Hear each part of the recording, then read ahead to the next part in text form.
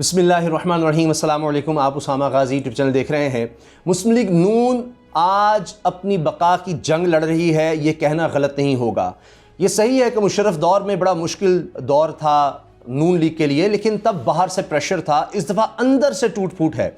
बाहर से जब प्रेशर था तो फिर ये होता है कि ख़ानदान या पार्टी, फिर कम से कम जो लॉयलिस्ट होते हैं वो ज़रा करीब आ जाते हैं। इस दफ़ा शहबाज शरीफ और मरियम नवाज साहिबा की लड़ाई अब मैदान में आ चुकी है, मोहल्ले में आ चुकी है, सरेआम हो रही है। आप देखिए कि हुआ क्या। जुमेरात के दिन जो प्राइम टाइम शोज़ होते हैं उसमें वाज़े नज़र आ गया कि हो क्या रहा है, यानी अब टेलीविज़न का इस्तेमाल भी हो रहा है एक दूसरे के ख़िलाफ़।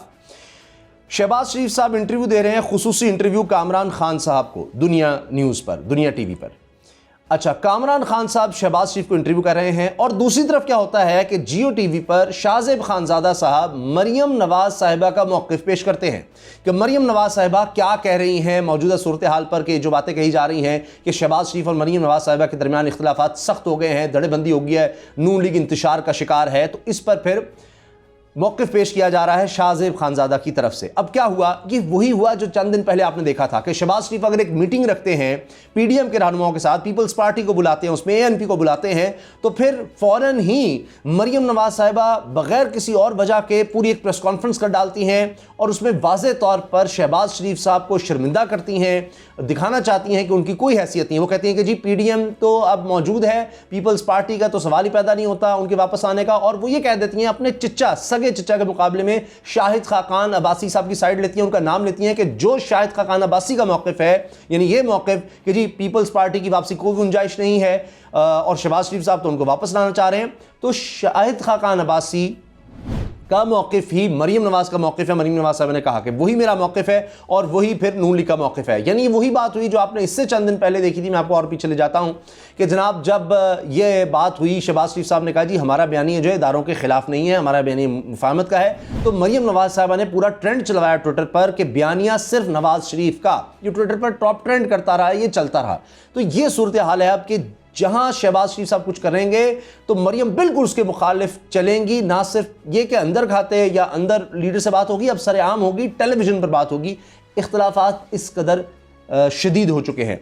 अब शहबाज शरीफ साहब क्या कर रहे हैं, वो क्या सोच रहे हैं और आने वाले दिनों में क्यों मैंने ये कहा कि अब ये लड़ाई या ये जो इस वक्त मामला चल रहा है ये नून लीग की बका की जंग है और इसमें कुछ भी हो सकता है।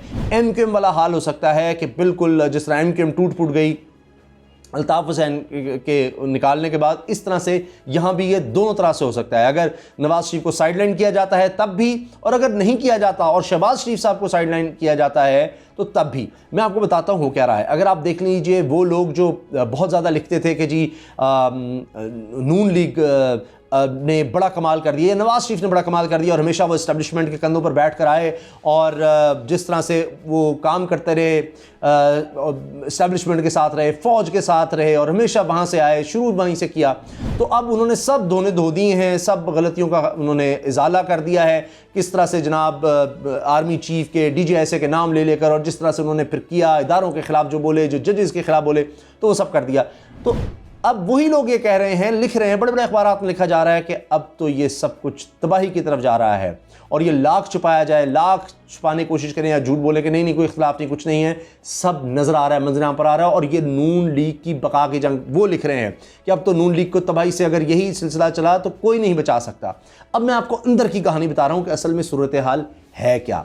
देखिए, बाबर डोगर साहब सीनियर सहाफ़ी हैं, बोल न्यूज़ के ब्यूरो हेड हैं, मेरे साथ प्रोग्राम करते हैं और उनका वसी तजर्बा है और ज़बरदस्त अंदर की ख़बरें निकाल कर वो लाते हैं। अब बाबर डोगर साहब ने ख़ुद हमारे प्रोग्राम में जुमेरात के दिन ये बात की, शाम 7 बजे जो हमारा प्रोग्राम है, मेरा प्रोग्राम है, पता चला, उसमें उन्होंने ये बात कही और वही बात फिर शाहजेब खानजादा ने 10 बजे वो पूरी बात सुना दी कि जी हमने ज़राए से बात की है, नून लीग से बात की है, उन्होंने हमें क्या बताया, शहबाज शरीफ के लोग हमें क्या बता रहे हैं, मरियम नवाज साहिबा के लोग क्या बता रहे हैं। अब अंदाज़ा कीजिए कि शहबाज शरीफ के लोग क्या बता रहे हैं, मरियम साहिबा के क्या बता रहे हैं, नून लीग के लोग क्या बता रहे हैं, शहबाज शरीफ का कह रहे हैं और फिर मरियम साहिबा ने क्या बताया है वो भी शाहजेब खानजादा ने एक एक लफ्ज़ दोहराया कि मरियम से जब बात हुई तो उन्होंने ये बात कही।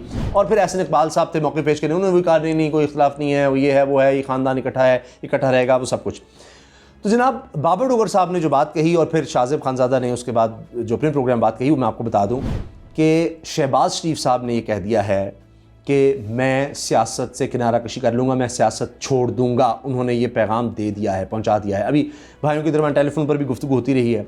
शहबाज शरीफ साहब लंदन जाना ही इसलिए चाहते थे कि वो सामने बैठकर बात करें, शहबाज शरीफ साहब अपने भाई, बड़े भाई से, नवाज शरीफ से, कि देखें जिस तरह से आप चल रहे हैं, जिस तरह से इदारों के ख़िलाफ़ आप बोल रहे हैं, ये मामला नहीं चलेगा। हमें इदारों को साथ लेकर चलना होगा, हमें मुफाहमत के साथ चलना होगा, और हमें अब बाकी पार्टीज, पीपल्स पार्टी है, एनपी, उनको भी साथ लाकर हमें 2023 की तैयारी करनी है, इलेक्शन की तरफ जाना है, हमें उस तरफ देखना है। इदारों से टकराओ हमें कुछ नहीं देगा, इसने पहले भी बर्बादी दी है। अगर आप ये मेरी बात नहीं मानते, अगर आप मुझे फुल हैंड नहीं देते, फ्री हैंड नहीं देते, फ्री हैंड ये लफ्ज़ उन्होंने इस्तेमाल किया, फ्री हैंड अगर मुझे नहीं मिलता कि जो मैं करना चाहता हूँ, जिस तरह से लेकर चलना चाहता हूँ, तो फिर मैं आपकी तरह फिर आराम ही करता हूँ। फिर लंदन आप भी बैठे हैं, मौज कर रहे हैं, मैं भी यहाँ आ जाता हूँ और मैं भी यहाँ पर मौज मस्ती करूँगा। बस छोड़ दें फिर सियासत, फिर फ़ायदा कोई नहीं है, सिर्फ क्या बदनामी गले लेनी है।